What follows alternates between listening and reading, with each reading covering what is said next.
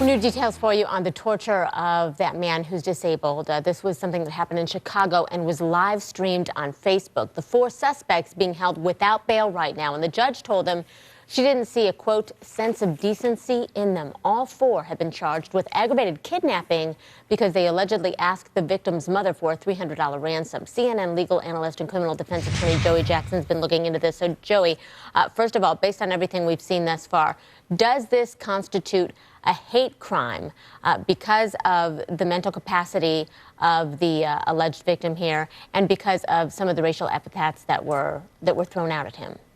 Good morning, Christy. Good morning. Horrific story indeed. I really think it does. Now, obviously, in a court of law, they're entitled to due process, and they'll have that. They appeared before the court, denied, as you mentioned, bail, and the process now begins. But in terms of the proof that the prosecutor has to proffer before a jury, if it gets that far, they'll base that proof on, again, one of the 2 things. Either race, and here we see a video where they are saying derogatory things with respect to the president-elect, with respect to white people. And then, of course, we know that the victim has that mental disability or impairment of some sort. And so on 2 grounds, according to Illinois law, you can proceed on a hate crime. And really what will be proven, or the prosecution's burden will be, is did they engage in this behavior? That is, the defendants in this case, the 4 of them, acting collectively and jointly, did they engage in it, as we see them there, Christy? When was it based upon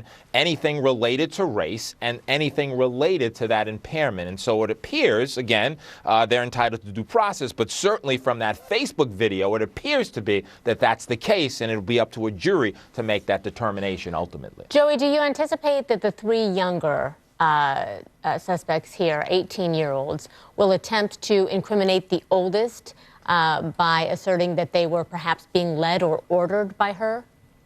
You know, Chrissy, in any case where there are multiple defendants, what you oftentimes see is you see a pointing of the fingers, okay? Now, I didn't do it, they did it, he didn't do it, she did it. And so I do expect in many cases where there's that finger pointing. As it relates to age, though, remember that 18, yes, it's young, but you're considered an adult under the law. And so I think where the age will factor in, it'll factor in terms of what we call mitigation. It doesn't excuse anything. But I think when you're younger, the defense attorney will argue, because the proof here is it's very significant. A defense attorney will argue in terms of the sentencing, and we should also point out the aggravating kidnapping charge is, you know, when you pointed out based on the ransom, you know, asking the mom, it carries up to 30 years in jail. It's very significant.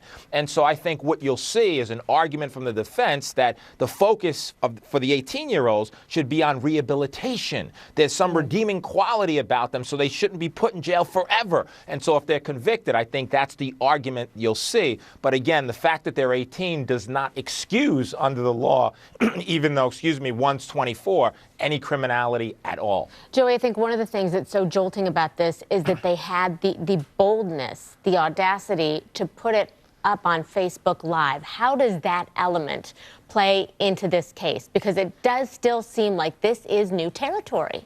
Yeah, it really does. As we see a burgeoning, Christy, of technology and its uses, some uses very good, other uses quite deplorable, as we see here. But I think it factors in a couple of ways. First of all, it shows an intention. It shows that they knew exactly what they were doing, broadcasting it, laughing about it, glamorizing it, and taking joy in celebrating what they were doing, of course. So that number one is the case. And secondly, Christy, it's very significant in terms of proof. You know, if a picture's worth 1,000 words, we could imagine what a video is worth. And so, in the event that, again, it goes that far, there could be plea discussions, negotiations, etc., between the district attorney and their defense lawyers. But if it goes that far, think about it for 1 second, Christy. You're on that jury. You see that videotape. What does it do to you? What does it do to your feelings, to your emotions, to your thoughts about who can possibly do such thing? Where is the humanity of it? And so I think it plays in very significantly as far as the compellingness of the evidence to show, you know what, they knew exactly what they were doing, and what they were doing, it's really inhumane. Which makes you wonder if the defense will even allow it to get to trial, if maybe there will be some pleading out here. Joey Jackson, we appreciate it so much. Thank you. Thank you, Christy. Up next on... New details on the torture of a disabled man in Chicago that was live streamed on Facebook. The 4 suspects are being held without bail. They're charged with aggravated kidnapping because they allegedly asked the victim's mother for a $300 ransom. The defendant, Hill, communicates with the victim's mother and demands $300 ransom in exchange for getting her son back. Well, police are investigating to determine if the attack was racially motivated. Well, this is, as we know, another case that can trigger careful conversations between parents and their children. Our next guest may have a blueprint for those talks. April Ryan back with us. She's the author of At Mama's Knee. It talks about how mothers teach their children or discuss with their children matters of race in America. April, good to have you back. Thanks, Victor. Also, the White House correspondent for American Urban Radio Networks. April, I want to get to, we've seen so many of these instances where these high-profile cases, this one streamed live on Facebook, prompt these very difficult conversations. Was there some common denominator you found with these diverse groups of mothers? And also people who are mothers or from what their mothers told them. Yeah, the common denominator is that it's a heart issue.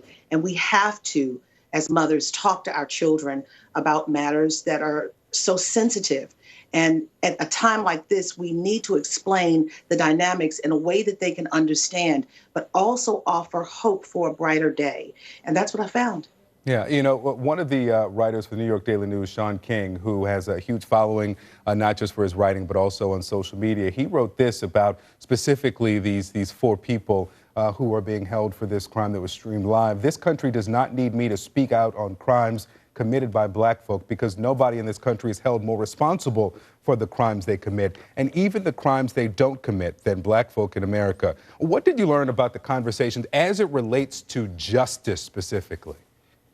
When it relates to justice, I talked to, in this book, people like Gwen Carr, the mother of Eric Garner. I talked to Sabrina Fulton, the mother of Trayvon Martin. And they look for justice, but at the same time, they know that the issue of race is an issue of race and justice is a long track history that we're still trying to grapple with. And again, it goes back to the heart of the matter. And Victor, you and I both came from the Baltimore area. And actually, I found we didn't live too far from each other. But the bottom line is being here at a time after the Freddie Gray death, murder, or what have you, whatever you want to call it, but the Freddie Gray death here in Baltimore, I had to tell my 2 little girls, 14 and 9, and when you talk to your children, it's like sugar and spice and everything nice, typically, but I had to bring the realities of the day to them and try to explain what was going on. And I even had to go to my 9-year-old who has a Nerf cannon gun. And she was out in our backyard playing, and my aunt said, come in the house, because a little kid was killed by police, shot to death because they thought he had a real gun, not a toy gun. Yeah. So the realities are creeping into our home. There's no excuse for any violence, any hate crimes, but we have to talk to our children, our next generation of leaders, to really send the message that things have got to change. Things have got to change. And people in this book, to include President Obama, talking about how his mother influenced him on race. Yeah, you know, let me jump in here, because you bring up President Obama, and he said after watching this video that he still thinks the overall trajectory of race relations in this country is actually very positive. Yeah. If you look at the arc of history, you know, we've moved the ball, the pendulum, but we still have a long way to go. And I want to bring something even closer to home. Just 2 days ago, I was with Harry Belafonte. And he said to me, you know, in the midst of this time, he said it's a great time, because basically he remembered back to what W.E.B. Du Bois said to him about the fact that when you have problems and horrific problems in the nation, this is the time when there is activism and when there is a time that's right for change. So we have to see what happens with what's going on now, but yet there is going to be a change. People are going to rise up. There is a new wave of activism coming to change the dynamics that are happening. You know, you mentioned your conversation with your 9-year-old, and Rosa Flores here at CNN has an interesting series about the disappearing front porch in Chicago. The children are not allowed to sit outside because of the violence there. April Ryan, the book is At Mama's Knee, the conversations and lessons from mothers about race. Thank you so much for being with us this morning. Thank you, Victor. All right, Christy? All right, such good thoughts there. Listen to this one. Voice-activated cars, emotionally intelligent robots. Does that exist? Well, we're going to show you the technology of tomorrow as thousands of tech companies flood Las Vegas for CES, or the Consumer Electronics Show. Stay close.